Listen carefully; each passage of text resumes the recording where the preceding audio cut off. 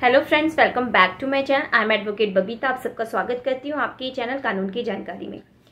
आज का जो टॉपिक है वो है डिवोर्स के रिगार्डिंग, और इसके रिगार्डिंग हमारे पास बहुत मेल आ रहे हैं कई टाइम से। सबसे ज़्यादा इसी पे पूछा जा रहा है कि मैम डिवोर्स जो है वो कैसे फाइल होगा, कैसे मिलेगा हमें डिवोर्स। तो आप इस पे प्लीज़ एक वीडियो बनाइए या हमें इंफॉर्मेशन दे दीजिए इसके बारे में। तो हमने डिसाइड किया कि ठीक है, इस टॉपिक पे एक वीडियो बनाई जाए और आप सबके साथ शेयर की जाए और बताया जाए कि जो डिवोर्स है वो कैसे किया जाता है, how to file a divorce and divorce हमें कैसे मिलेगा। तो डिवोर्स, पहले तो मैं आपसे यही बोलूँगी कि अगर बहुत ज़्यादा ऐसी कंडीशन हो जाए कि हस्बैंड के साथ रहना मुश्किल हो जाए, तभी आप डिवोर्स के लिए जाइए। अदरवाइज आजकल इतने केसेस, जैसे कि कोई भी केस डाला जाता है, इवन डिवोर्स का ही केस डाला जाता है, तो उसमें मीडिएशन दिया जाता है, काउंसलर के पास भेजा जाता है, जिससे कि जो हस्बैंड वाइफ के बीच का जो डिस्प्यूट है वो सॉल्व हो जाए।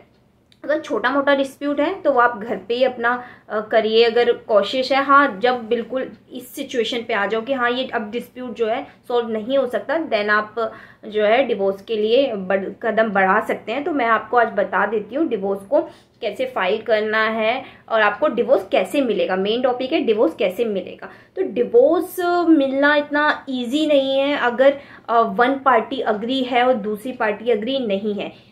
डिवोर्स इजीली जब ही मिल सकता है जब हस्बैंड एंड वाइफ दोनों ही अग्री हो, दोनों ही चाहते हो डिवोर्स लेना, तब तो आपको जल्द में ही डिवोर्स मिल जाता है। क्योंकि पहले तो फिर भी 6 मंथ का टाइम लगता था कि फर्स्ट मोशन करेंगे तब, और आफ्टर उसके 6 महीने बाद ही सेकंड मोशन होता है। लेकिन अब वो भी नहीं है हमारे पास। वेव जो 6 मंथ का पीरियड है वो वेव भी करवा सकते हैं हम। तो डिवोर्स जो है 15 से 20 दिन के अंदर हमें मिल जाता है। बट कौन सा डिवोर्स? वो डिवोर्स जो म्यूचुअल होता है, जो हस्बैंड और वाइफ की दोनों की रजामंदी होती है उसमें, वही डिवोर्स आपको जल्दी मिल सकता है। लेकिन जो कंटेस्टेड डिवोर्स है वो आपको इतनी जल्दी नहीं मिलता है। कंटेस्टेड डिवोर्स क्या होता है? उसमें अगर एक पार्टी अग्री है, मतलब हस्बैंड अग्री है, वाइफ नहीं चाहती, वाइफ अग्री है, हस्बैंड नहीं चाहता, तो आपको फिर कितना टाइम लगेगा वो हम वकील कोई भी नहीं बता सकता कि आपको कितना टाइम लगेगा। और आप लोग सब जानते ही हो कि एक केस को चलने में कितना टाइम लगता है, आप सबको पता ही है। तो पूरा केस का प्रोसीजर, मतलब स्टेप बाय स्टेप चलेगा केस, और कितना टाइम लग जाएगा हम नहीं बता सकते। 3 साल, 4 साल, 5 साल, कोई टाइम लिमिट नहीं है। और म्यूचुअल का तो आप सबको पता है कि वो आपको जल्दी से मिल जाता है। कंटेस्टेड डिवोर्स में क्या होता है? कंटेस्टेड डिवोर्स में आपको किस ग्राउंड पे आप डालोगे? ऐसे तो नहीं कि बस हाँ हमें डिवोर्स लेना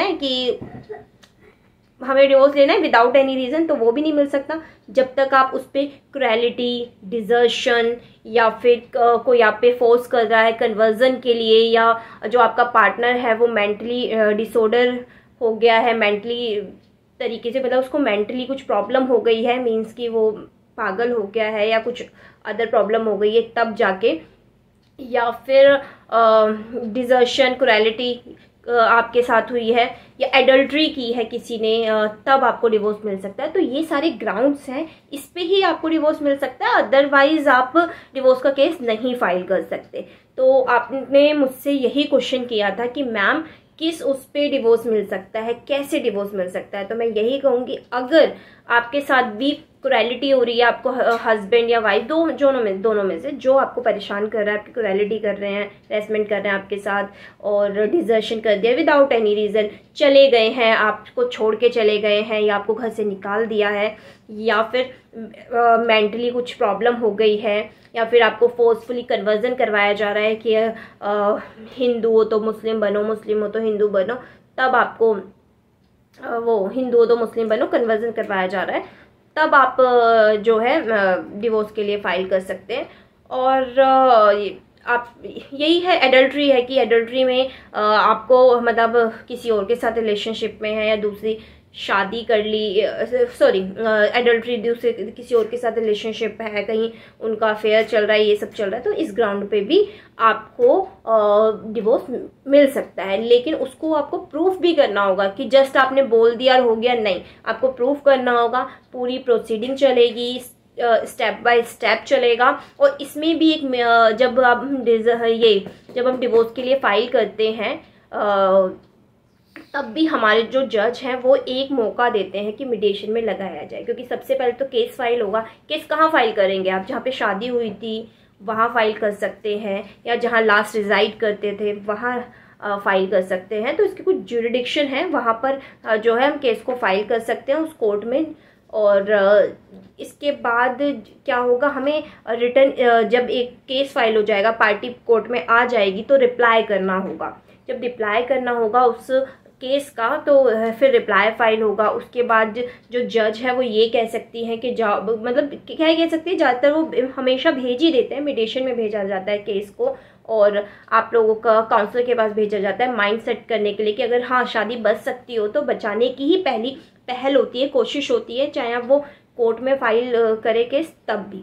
बट अगर हाँ उसके बाद भी कुछ डिसीजन नहीं निकलता है, देन आगे का जो प्रोसेस है वो होता है, एविडेंस करवाया जाता है, एविडेंस के बाद आर्ग्यूमेंट होता है, फिर फाइनल डिसीजन आता है। अब ये तो मैंने आपको स्टेज बता दिए, बट ये इतना टाइम ले लेते हैं, टाइम कंज्यूमिंग होते हैं कि आपको डिवोर्स लेते लेते बहुत टाइम लग जाता है, और लास्ट में हमें नहीं पता कि डिवोर्स मिलेगा भी नहीं मिलेगा, क्योंकि अगर आप प्रूफ करोगे तभी आपको मिलेगा, अदरवाइज आपके पास कोई डॉक्यूमेंट मतलब कुछ है नहीं प्रूफ करने के लिए, तो आपको डिवोर्स मिलने में प्रॉब्लम आएगी ही आएगी। इसलिए अगर आप डिवोर्स की तरफ जा रहे हैं तो आपको पूरा मीन्स कि आप प्रिपेयर मतलब आप अपने माइंड को पूरा प्रिपेयर कर लीजिए कि हाँ हमें लेना है और टाइम देना है। अगर म्यूचुअल दे कर रहे हैं तो आप कर लीजिए, फिर तो आपका ज़्यादा टाइम नहीं लगेगा। लेकिन हाँ, अगर दूसरे तरीके से डिवोर्स करवाना है, क्रुएलिटी, डिजर्शन, एडल्ट्री, कन्वर्जन या फिर मेंटल उसके उस पर, तो थोड़ा टाइम